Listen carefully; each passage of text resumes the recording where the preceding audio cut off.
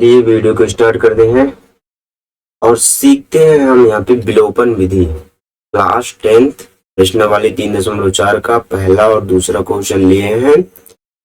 इसको हम विलोपन विधि से हम क्या करेंगे, इसको सॉल्व करेंगे। ठीक है, बहुत ही सरल तरीके से सॉल्व करेंगे। आप देखो यहाँ पे, इसके बाद नेक्स्ट जो बताएंगे वो फिर प्रतिस्थापन विधि होगा। तो सबसे पहले काम क्या करना है, क्या चीजें रहेंगी उसको समझ लेते हैं। पहले सबसे पहले क्वेश्चन को लिख लो।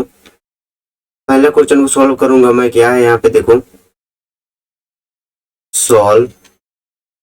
सबसे पहला क्वेश्चन क्या है, x प्लस वाई बराबर 5 और 2x माइनस 3y बराबर 4।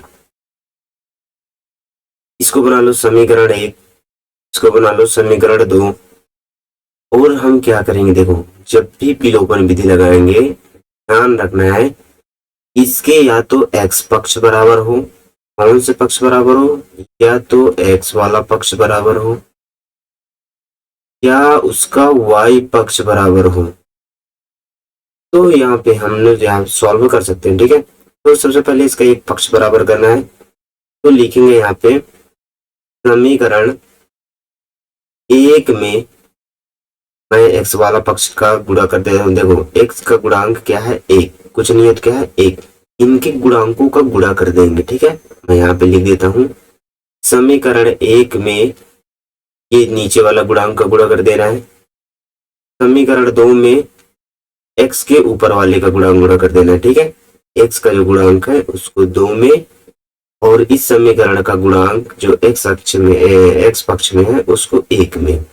तो यहाँ पे लिखना पड़ेगा समीकरण 1 में 2 का गुणा और क्या किया है, समीकरण 2 में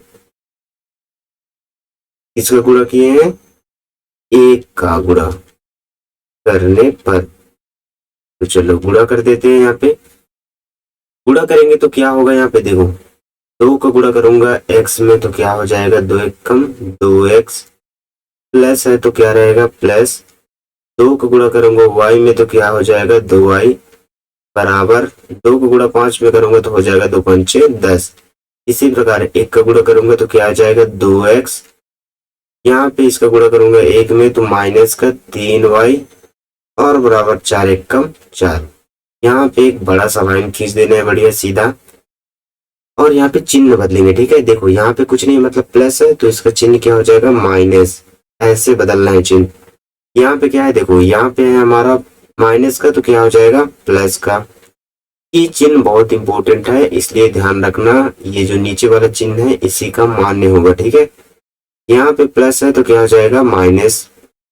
तो देखो प्लस माइनस कट गया तो बचा क्या हमारा, बचा यही 2 और 3y। देखो ऊपर भी प्लस का और नीचे भी प्लस का, प्लस प्लस जुड़ जाएगा प्लस हो जाएगा, 3 और 2 कितना हो जाएगा 5y।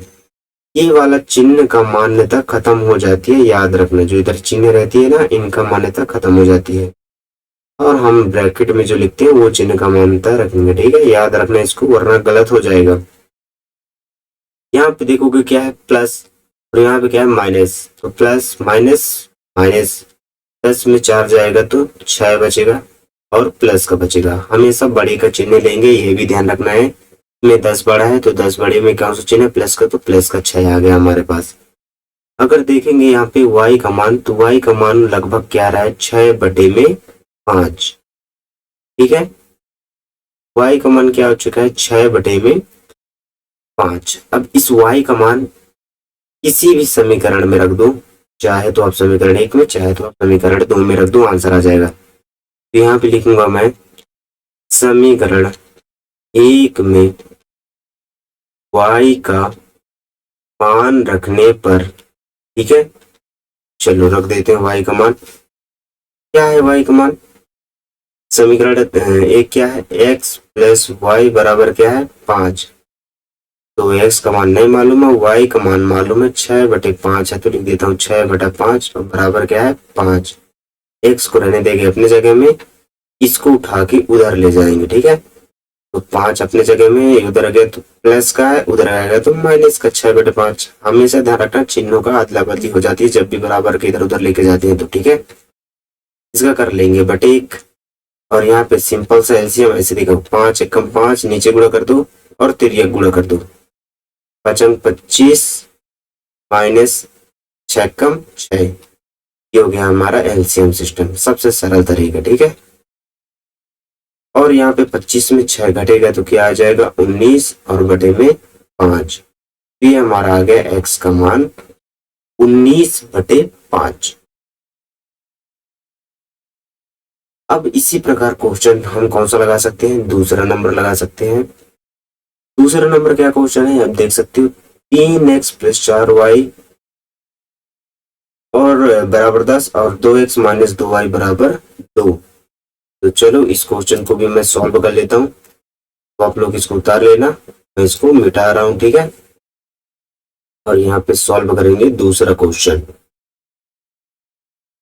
तो यहाँ से मैं कर दिया इसको डिलीट, तुम लोग उतार लेना। ठीक है, अब मैं दूसरा क्वेश्चन सॉल्व करूंगा, ध्यान से देखना। फिर वही विधि अपनाएंगे जो हमारा विधि है, विलोपन विधि समझ में आ गया होगा। चलो अभी और समझ में आ जाएगा, सॉल्व करते हैं। यहाँ पे देखो क्या लिखा है, 3x है प्लस का 4y बराबर क्या है 10 और 2x है माइनस का 2y बराबर क्या है 2। इसको बना लो समीकरण 1, इसको बना लो समीकरण 2, और समीकरण 1 में 2 को गुणा कर देंगे और समीकरण 2 में इस 3 को गुणा कर देंगे। इतना समझ में आ गया। यहाँ पे लिख दो समीकरण 1 में 2 का गुणा, ठीक है, इस 2 का समीकरण 1 में और इस 3 का समीकरण 2 में। समीकरण 2 में 3 का गुणा करने पर, लिख दिया। चलो गुणा भी कर देते हैं, तो गुणा करेंगे तो 2 तिहाई 6x प्लस 2 चर को 8y बराबर 2 नाम 20। 3 का करूंगा तो क्या आ जाएगा 3 दूना 6x माइनस है तो माइनस 3 दूना 6y बराबर क्या आ जाएगा 3 दूना 6 आ गया। अब क्या करेंगे, चिन्ह बदलेंगे। क्या बदलेंगे, चिन्ह। एक बड़ा सा सीधा लाइन खींचो और यहाँ पे चिन्ह बदल दो। देखो यहाँ पे कुछ नहीं है, मतलब प्लस है, तो यहाँ पे चिन्ह आएगा माइनस। यहाँ पे माइनस है तो आ जाएगा प्लस। यहाँ पे कुछ नहीं है, मतलब प्लस होता है, तो यहाँ पे क्या आ जाएगा माइनस। और यहाँ से हमारा कट गया, तो बचा क्या, हमारे पास बचा प्लस का 8 और प्लस का 6, प्लस प्लस तो प्लस, 8 और 6 कितना हो गया हमारे पास 14y, जो कि प्लस का आएगा क्योंकि बड़ा 8 है। यहाँ पे 20 प्लस का है, माइनस 6 है और प्लस माइनस माइनस हो जाएगा, 20 में 6 घटेगा तो क्या आएगा 14 ही आएगा। ठीक है, लेकिन प्लस का, तो y बराबर आ जाएगा, देखो ये 14 है, इसके गुणे में है, उधर जाएगा तो बटे में, ये 14 से 14 कट गया तो y का मान आ गया 1। इस y का मान समीकरण किसी में भी रख दो तो दूसरा आंसर आ जाएगा। ठीक है, समीकरण 1 में y का मान रखने पर तो चलो रख दो फटाफट से। यहाँ पे क्या है 3x है प्लस का 4y है बराबर 10 है, तो क्या आ जाएगा 3x प्लस 4 गुणे y का मान 1 बराबर 10।